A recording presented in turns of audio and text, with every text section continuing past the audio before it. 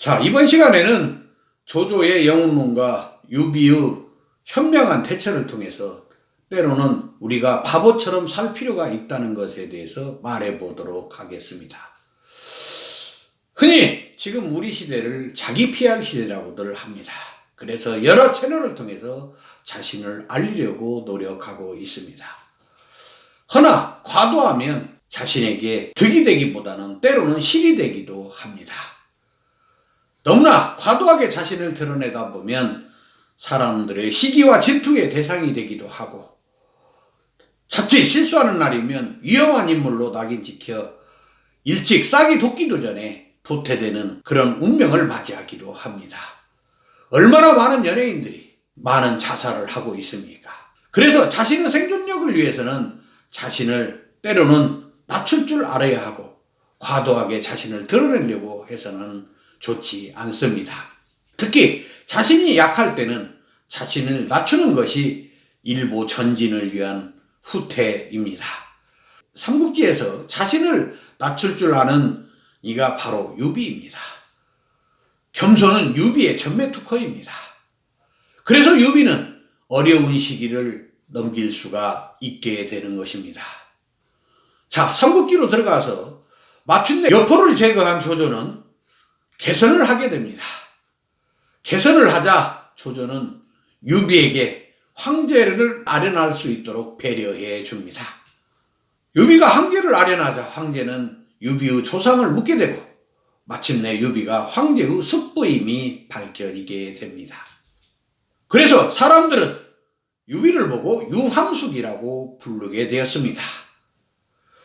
문제는 조조의 신복이었습니다. 신복들은 유비가 언젠가는 조조의 장애물이 될 것이라고 주문합니다. 그러나 조조는 유비는 자신의 손안에 있으니 걱정할 것이 없다고 합니다. 그러면서 조조는 신복들에게 패권이 자신에게 있다는 것을 보여주기 위해서 황제에게 사냥을 같이 나가자고 제안을 합니다. 그리고 사냥터에 나아가서 황제의 금화살을 뽑아 사슴을 잡고, 군사들이 그 금화살을 보고 황제가 쏜 것으로 생각하여 환호를 하자 조조는 황제를 가리고 자신이 나가 그 환호에 담례를 하는 무례를 저지르고 말았습니다. 그것을 지켜보던 관우는 어떻게 했습니까? 조조의 요망한 행동을 보고 비유가 상해 자신도 모르게 칼을 뽑으려 했습니다. 유비는 그럴 때가 아니니 조용히 하라고 하였습니다. 황제는 사냥터에서 조조의 그런 모습을 보고 언젠가 조조가 영모를 꾸밀 것으로 보고 국구인 동승에게 조조를 제거하라는 직서를 내렸습니다. 그 직서를 본 동승은 유비에게 거사에 참여하도록 하였습니다. 유비는 쾌히 승낙을 했지만 내심 불안했습니다. 그래서 그 뒤부터 유비는 조조의 의심을 사지 않기 위해서 채소밭을 가꾸기에 전념합니다. 관우와 장비가 말리어 했지만 똥똥까지 매며 채소밭을 열심히 가꾸었습니다. 그때 마침 장수 허저와 장료가 들어와 조조의 부름을 알리었습니다. 유비는 속으로 뜨끔했지만 조조가 채소밭을 가꾸기가 그렇게도 재밌냐고 묻자 그제서 안도의 숨을 쉬었습니다. 조조와 유비는 정자에 앉아 흉금을 터놓고 이야기했습니다. 그때 마침 소나기가 내리고 구름이 몰려들어 용이 승천하는 모습을 하고 있었습니다. 그 모습을 본 조조는 누가 천하를 일으킬 용인가, 즉 영웅인지를 유비에게 물었습니다. 유비는 자신의 좁은 소견으로는 누가 영웅인지 알 수 없다고 하였습니다.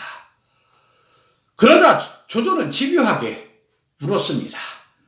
이 시대의 진정한 영웅은 자기 자신과 유비라고 하였습니다. 그 소리를 들은 유비는 자신이 혹시나 다칠까봐 쩔쩔매고 있었습니다. 그때 마침 비가 요란하게 쏟아지며 천둥과 번개가 쳤습니다. 그러자 유비는 놀라는 표정을 지으며 목을 움츠리고 두 손으로 귀를 막았습니다.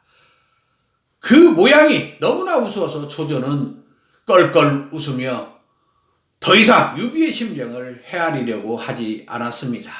그렇게 해서 유비는 조조의 의심에서부터 벗어날 수 있게 됐습니다. 이처럼 자신이 불리한 위치에 있을 때는 자신을 드러내지 않는 것이 좋습니다. 조조처럼 확고한 기반이 있을 때는 큰 문제가 되지 않지만 유비처럼 힘이 없을 때는 그렇게 하는 것은 상대방의 위협을 줘 자칫 목숨을 위태롭게 하는 것입니다. 바보짓을 하면 생각지도 않은 좋은 기회가 옵니다. 고종의 아버지 이하응은 밥버러지 같은 상갓집 개노릇을 하였습니다. 그래서 마침내 그는 세두가의 눈에 들어 대원군이 될 수 있었습니다. 삼국지에 등장하는 사마이도 왕의 의심을 피해 고향 땅으로 내려갔습니다. 그리고 아픈 척을 하여 위기를 넘겼습니다.